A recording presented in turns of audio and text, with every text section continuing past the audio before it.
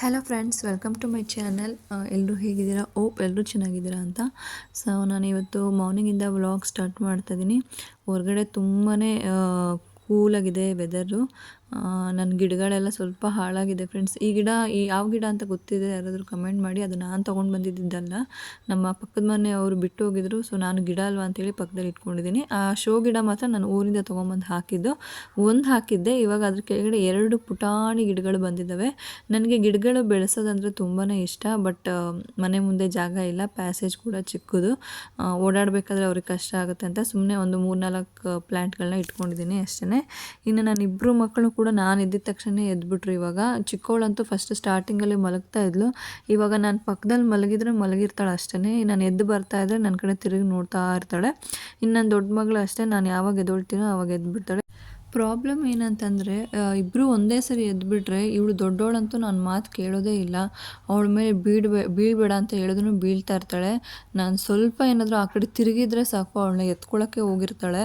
ಅಷ್ಟು ತೀಟೆ ಮಾಡ್ತಾಳೆ. ತುಂಬ ಹುಷಾರಾಗಿ ನೋಡ್ಕೊಳ್ಬೇಕು ಇವಾಗ. ಇನ್ನು ಚಿಕ್ಕವಳು ಸ್ವಲ್ಪ ರೋಲ್ ಆಗ್ತಾ ಇದ್ದಾಳೆ ಇವಾಗ. ಹಾಗಾಗಿ ಯಾವಾಗಲೂ ಕಣ್ಣಿಟ್ಟಿರಬೇಕು ಅವಳ ಮೇಲೆ, ಯಾವ ಥರ ತಿರುಗ್ತಿರ್ತಾಳೆ ಅಥವಾ ಬಿದ್ದೋಗ್ತಾಳೆ ಅಂತ ಹೇಳಲಿಕ್ಕಾಗಲ್ಲ. ಇನ್ನು ನರೇಶ್ ಕೂಡ ವಾಕಿಂಗ್ ಹೋಗಿದ್ದಾರೆ. ಸೊ ಅವರು ವಾಕಿಂಗ್ ಬರೋಷ್ಟೊತ್ತಿಗೆ ನಾನು ಕ್ರಿಶಾನ ರೆಡಿ ಮಾಡಬೇಕು. ಸೊ ಅದಕ್ಕೆ ಕ್ರಿಶಾನ ಈಗ ಫ್ರೆಶ್ ಅಪ್ ಆಗೋದಕ್ಕೆ ಕರ್ಕೊಂಡು ಹೋಗ್ತಾ ಇದ್ದೀನಿ. ಆ್ಯಂಡ್ ನಮ್ಮ ಮನೆ ಮುಂದೆ ತುಂಬಾ ಗಾಳಿ ಫ್ರೆಂಡ್ಸ್. ಯಾಕಂತಂದರೆ ಮನೆ ಪಕ್ಕದಲ್ಲಿ ಖಾಲಿ ಸೈಟ್ಗಳಿದ್ದಾವೆ. ಹಾಗೆ ನಮ್ಮ ಮನೆ ಹತ್ರನೇ ಕೆರೆ ಇರೋದ್ರಿಂದ ತುಂಬಾ ಥಂಡಿ ಗಾಳಿ ಬೀಸುತ್ತೆ ಮಾರ್ನಿಂಗ್ ಹೊತ್ತು. ಈಗಾಗಲೇ ಸ್ವಲ್ಪ 2ನೇ ಮಗುಗೆ ಕೋಲ್ಡ್ ಆಗಿದೆ. ಸೊ ಆದ್ದರಿಂದ ನಾನು ಯಾವಾಗಲೂ ಆಲ್ಮೋಸ್ಟ್ ಬಾಗಿಲು ಹಾಕ್ಕೊಂಡೇ ಇರ್ತೀನಿ. ಇಲ್ಲ ಅಂತಂದರೆ ಕಿಟಕಿ ಏನಾದರೂ ತೆಗೆದುಬಿಟ್ರೆ ಸೌಂಡ್ ಬರ್ತಾನೆ ಇರುತ್ತೆ. ಆ ಗಾಳಿ ಸೌಂಡ್ ಮನೆಯೊಳಗಡೆ ಹೊಡಿತಾ ಇರುತ್ತೆ. ಸೊ ಅಷ್ಟು ಗಾಳಿ ಇದೆ. ಇವಾಗ ಆಷಾಢ ಬೇರೆ ಸ್ಟಾರ್ಟ್ ಆಗಿದೆ ಅಲ್ಲ, ಸೊ ಅದಕ್ಕಾಗಿ ಗಾಳಿ ಜಾಸ್ತಿನೇ ಇದೆ. ಇನ್ನು ಮಾರ್ನಿಂಗು ನಮ್ಮ ಮನೆಯಲ್ಲಿ ಮಕ್ಕಳು ಸಹ ನಾವು ಸಹ ಫಸ್ಟ್ ಎದ್ದಿದ ತಕ್ಷಣ ಕುಡಿಯೋದೇ ಬಿಸಿನೀರು. 1 ಲೋಟ ಬಿಸಿನೀರು ಕುಡಿದ್ಬಿಟ್ಟೆ ನಾವು ಮುಂದಕ್ಕೆ ಡೇನ ಸ್ಟಾರ್ಟ್ ಮಾಡೋದು. ಕೆಲವ್ರಿಗೆ ಕಾಫಿ ಹೆಂಗೋ ನಮ್ಗೆ ಹಾಗೆ. ಇನ್ನು ನಾನು ಇಲ್ಲಿ ಬಾದಾಮನ್ನ ನೆನೆಸಿಟ್ಕೊಂಡಿದ್ದೀನಿ. ಇದು ನಮ್ಮ ಮನೇಲಿ ಡೈಲಿ ರೊಟೀನ್ ಇರುತ್ತೆ. ನೈಟ್ ಹೊತ್ತು ಬಾದಾಮ್ ನೆನೆಸ್ಬಿಡ್ತಾರೆ. ಅದು ನಮ್ಮ ಹಸ್ಬೆಂಡ್ ಕೆಲಸ, ನಾನು ಅವ್ರಿಗೆ ಒಪ್ಪಿಸ್ಬಿಟ್ಟಿದ್ದೀನಿ. ಸೊ ಅದನ್ನು ಕಂಪಲ್ಸರಿ ಇದ್ದೇ ಇರುತ್ತೆ. ಮತ್ತು ಇದೊಂದು ಡೈಲಿ ಇಲ್ಲ, 2 ಡೇಸ್ಗೆ ಒಂದ್ಸರಿ ಈ ಡ್ರಿಂಕ್ನ ಮಾಡಿಕೊಂಡು ಕುಡಿತಾ ಇದ್ದೀವಿ ನಾನು ನನ್ನ ಹಸ್ಬೆಂಡು. ಯಾಕಂದರೆ ನನಗೂ 4 ಮಂತ್ಸ್ ಆಯಿತು. ಈಗ ಸ್ವಲ್ಪ ಏರ್ ಫಾಲ್ ಆಗ್ತಾಯಿದೆ. ಇದು ಸ್ಟಾರ್ಟ್ ಮಾಡಿದ್ದು ನಾನು ನರೇಶ್ಗೋಸ್ಕರ. ನರೇಶ್ಗೆ ತುಂಬಾ ಏರ್ ಫಾಲ್ ಆಗ್ತಿತ್ತು. ಸೊ ಇದು ಕುಡಿದ ಮೇಲೆ ಸ್ವಲ್ಪ ಅವ್ರಿಗೆ ಕಂಟ್ರೋಲ್ ಆಗಿದೆ ಅಂತಲೇ ಹೇಳ್ಬೋದು. ತುಂಬಾ ಚೆನ್ನಾಗಿರುತ್ತೆ. ಇದನ್ನೆಲ್ಲ ರಾತ್ರಿ ಎಲ್ಲನೇ ನೆನೆಸಿಟ್ಟು ಇದಕ್ಕೆ ಬನಾನಾ ಅಥವಾ ಕ್ಯಾರೆಟ್ ಏನಾದರೂ ಮಿಕ್ಸ್ ಮಾಡಿಕೊಂಡು ಗ್ರೈಂಡ್ ಮಾಡಿ ತಿನ್ನುವಂಥದ್ದು. ನಾನು ಅದನ್ನು ನೆಕ್ಸ್ಟ್ ಒಂದು ವ್ಲಾಗ್ ಮಾಡ್ತೀನಿ ಖಂಡಿತ. ಇನ್ನು ಬ್ರೇಕ್ಫಾಸ್ಟ್ಗೆ ನಾನಿವತ್ತು ಸ್ವಲ್ಪ ಆಲೂಗಡ್ಡೆ ಯೂಸ್ ಮಾಡಿಕೊಂಡು ಒಂಥರ ರೈಸ್ ಮಾಡೋಣ, ಟೊಮೆಟೊ ರೈಸ್ ಥರ ಮಾಡೋಣ ಅಂತ ಅಂದ್ಕೊಂಡಿದ್ದೀನಿ. ಸೊ ಅದಕ್ಕಾಗಿ ಬಟಾಣಿನ ನೆನೆಸಿಟ್ಕೊಂಡಿದ್ದೆ. ನಾನು ಆಲ್ಮೋಸ್ಟು ಡ್ರೈ ಬಟಾಣಿನೇ ಯೂಸ್ ಮಾಡೋದು. ನಾನು ಹಸಿ ಬಟಾಣಿ ತುಂಬ ಕಮ್ಮಿ ಯೂಸ್ ಮಾಡೋದು. ಡ್ರೈ ಬಟಾಣಿ ಇಟ್ಕೊಂಡಿರ್ತೀನಿ, ಅದನ್ನು ರಾತ್ರಿ ನೆನೆಸ್ತೀನಿ ಈ ಥರ ಏನಾದರೂ ಪ್ಲ್ಯಾನ್ ಇರುವಾಗ. ಇನ್ನು ಕ್ರಿಶಾ ಸ್ಕೂಲಲ್ಲಿ ಇವತ್ತು ಪಿಂಕ್ ಡೇ ಇದೆ. ಸೊ ಅದಕ್ಕೆ ಅವಳಿಗೆ ಪಿಂಕ್ ಡ್ರೆಸ್ ಹಾಕ್ಕೊಂಡು ಹೋಗಬೇಕಾಗಿತ್ತು. ಈ ಡ್ರೆಸ್ನ ನಾವು ಮ್ಯಾಕ್ಸಿಂದ ತೊಗೊಂಡು ಬಂದಿದ್ದು. ಮಕ್ಕಳಿಗೆ ಆವಾಗವಾಗ pink day, white day, blue day ಅಂತ ಮಾಡ್ತಾ ಇರ್ತಾರಲ್ಲ, ಸೊ ಆವಾಗವಾಗ ನಾವು ಆ ಥರ ಕಲರ್ ಬಟ್ಟೆಗಳನ್ನ ಹಾಕಿ ಕಳಿಸ್ಬೇಕು. ಇನ್ನು ಕ್ರಿಶಾನ್ ರೆಡಿ ಮಾಡುವಾಗ ನಾನು ಯಾವಾಗಲೂ ಈ ಥರ ದಿವಾನ ಮೇಲೆ ಹಾಕ್ಕೊಂಡು ಇಟ್ಕೊಂಡು ಬಿಡ್ತೀನಿ. ಅವಳನ್ನ ರೆಡಿ ಮಾಡಿಬಿಟ್ಟು ಮತ್ತೆ ಎತ್ತಿಡ್ತೀನಿ, ನನಗೂ ಈಸಿ ಆಗುತ್ತೆ ಅಂತೇಳಿ.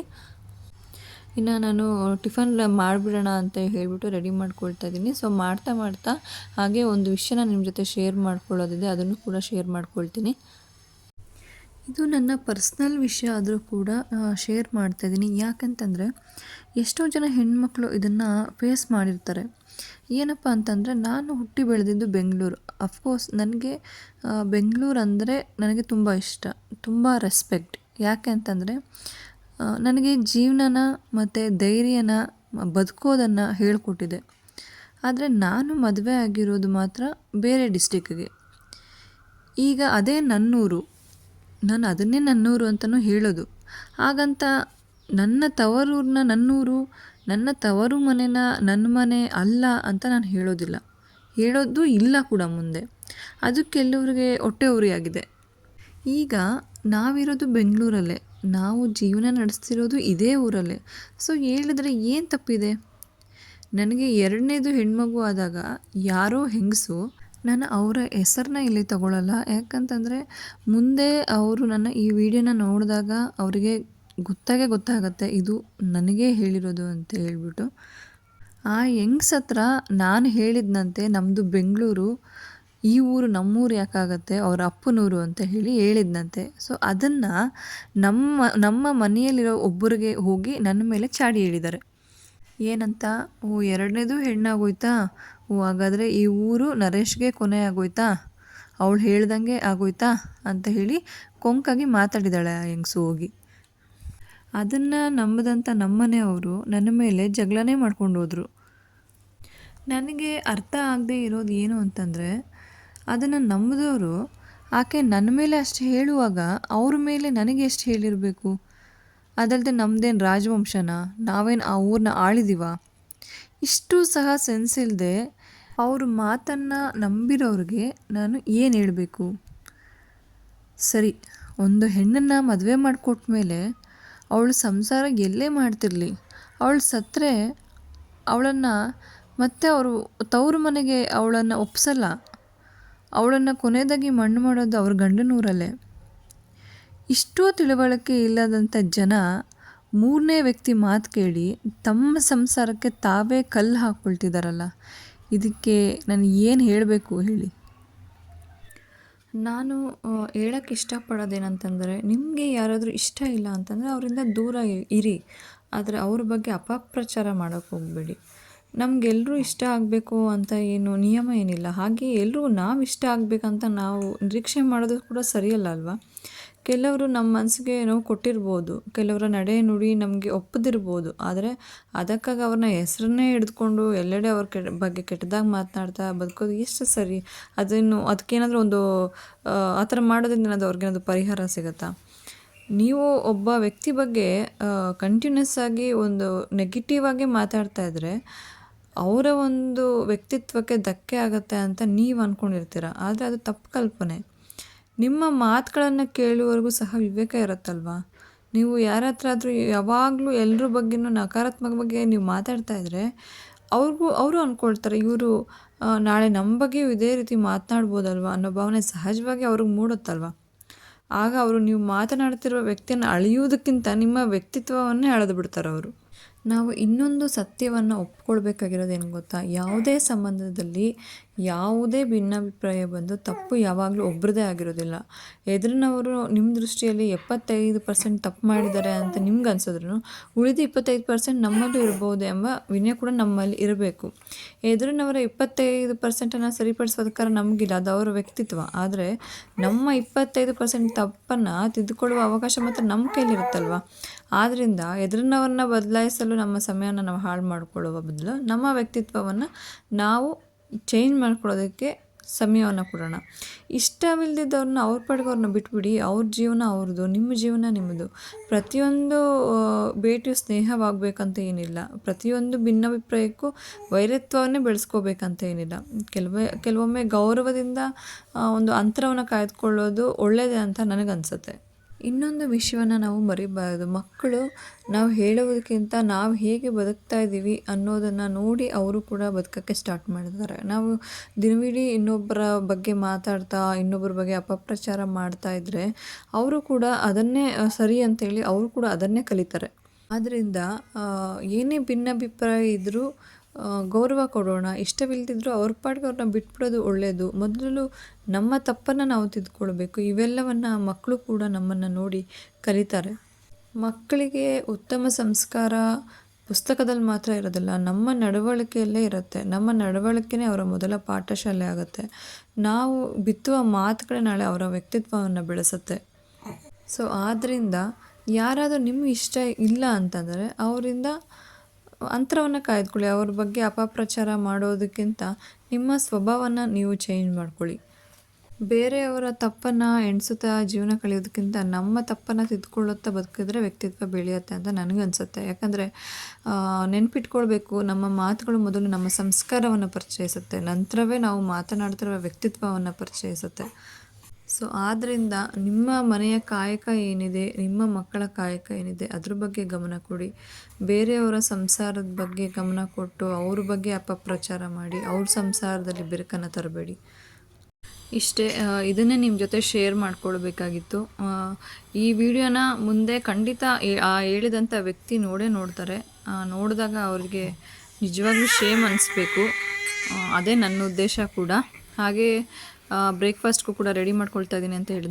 ಈರುಳ್ಳಿ, ಟೊಮೊಟೊ, ಪುದೀನ, ಒಣಮೆಣಸಿನ್ಕಾಯಿನ ರೆಡಿ ಮಾಡಿ ಇಟ್ಕೊಂಡಿದ್ದೀನಿ. ಮೊದಲು ಒಂದು ಕುಕ್ಕರ್ನ ಇಟ್ಟು ಅದಕ್ಕೆ ಸ್ವಲ್ಪ ಎಣ್ಣೆ ಹಾಕಿ ಬೆಳ್ಳುಳ್ಳಿ, ಶುಂಠಿ, ಒಣಮೆಣಸಿನ್ಕಾಯಿ, ಪುದೀನ ಹಾಕಿ ಫ್ರೈ ಮಾಡ್ಕೊಳ್ಳಿ. ನೀವು ಹಸಿಮೆಣಸಿನ್ಕಾಯಿನ ಬೇಕಾದರೂ ಯೂಸ್ ಮಾಡ್ಬೋದು. ನಾನು ಯೂಸ್ ಮಾಡದೇ ಇರೋ ಕಾರಣ ಇಲ್ಲಿ ಒಣಮೆಣಸಿನ್ಕಾಯಿನ ಯೂಸ್ ಮಾಡ್ತಾಯಿದ್ದೀನಿ. ಬಟ್ ಹಸಿಮೆಣಸಿನ್ಕಾಯಿ ಯೂಸ್ ಮಾಡಿದ್ರೆ ಗ್ರೀನಿಯಾಗಿ ತುಂಬಾ ಟೇಸ್ಟಿಯಾಗಿ ಚೆನ್ನಾಗಿ ಬರುತ್ತೆ.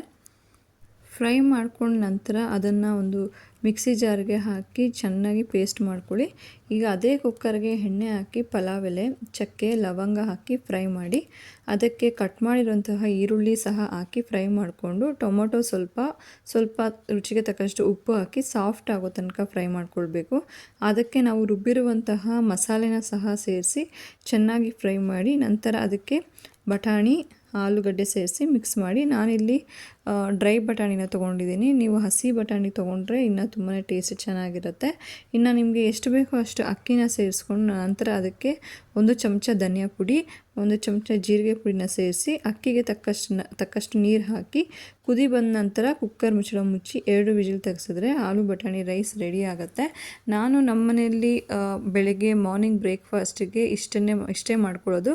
ನಾನು ಅದನ್ನು ಉಳಿಸಿ ಮತ್ತು ಮಧ್ಯಾಹ್ನ ತಿನ್ನೋವಂಥದ್ದೆಲ್ಲ ಏನಿಲ್ಲ. ಒಂದು ಟೈಮ್ ಬ್ರೇಕ್ಫಾಸ್ಟ್ಗೆ ಎಷ್ಟು ಬೇಕೋ ಅಷ್ಟನ್ನೇ ಮಾಡ್ಕೊಳ್ತೀನಿ ನಾನು. ಇನ್ನು ನಮ್ಮ ಹಸ್ಬೆಂಡ್ ಕೂಡ ವಾಕಿಂಗ್ ಮುಗಿಸ್ಕೊಂಡು ಬಂದರು. ಸೊ ಅವರು ವಾಕಿಂಗ್ ಮುಗಿಸ್ಕೊಂಡು ಬಂದ ತಕ್ಷಣ ಟ್ರೈಪಾಡ್ ನೋಡಿ ಏನು ಅಮ್ಮ ಏನೋ ವೀಡಿಯೋ ಮಾಡ್ಕೊತಾ ಇದ್ದಾಳೆ ಅಂತೇಳಿ ಮಗಳನ್ನ ಕೇಳ್ತಾಯಿದ್ರು. ಅವಳು ನನಗೇನು ಗೊತ್ತು ಅಂತ ಹೇಳ್ತಾಯಿದ್ಲು. ಅವ್ರಿಗೆ ನಾನು ಈ ಥರ ಯೂಟ್ಯೂಬಲ್ಲಿ ವೀಡಿಯೋಸ್ ಮಾಡೋದೆಲ್ಲ ಗೊತ್ತಿಲ್ಲ ಅವರಿಗೆ. ಆ್ಯಕ್ಚುಲಿ ಇನ್ನು ನಾನೇನೋ ಮೋಸ್ಟ್ಲಿ ಶಾರ್ಟ್ಸ್ ಥರ ಏನಾದರೂ ಫೇಸ್ಬುಕ್ ಪೇಜಲ್ಲೇ ಹಾಕ್ತೀನಿ ಅಂತ ಅಂದ್ಕೊಂಡಿದ್ದಾರೆ. ಇನ್ನು ಕ್ರಿಷಾದು ಲಂಚ್ ಬಾಕ್ಸ್ ಬಂದು ಈ ಥರ ಇತ್ತು. ಸೊ ಅವಳನ್ನ ರೆಡಿ ಮಾಡಿ ಅವ್ರ ತಂದೆ ಅವಳನ್ನ ಬಿಟ್ಬಿಟ್ಟು ಬರೋಕ್ಕೆ ಅಂತೇಳಿ ಕರ್ಕೊಂಡು ಹೋದರು.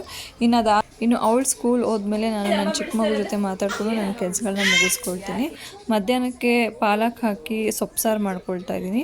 ನಾನು ಎಲ್ಲ ಕೆಲಸ ಮುಗಿಸ್ಕೊಂಡು ಮತ್ತೆ ಅಡುಗೆ ಮಾಡ್ಕೊಳ್ಳೋ ಅಷ್ಟರಲ್ಲಿ ನನ್ನ ದೊಡ್ಡ ಮಗಳು ಬಂದೇ ಬಿಡ್ತಾಳೆ.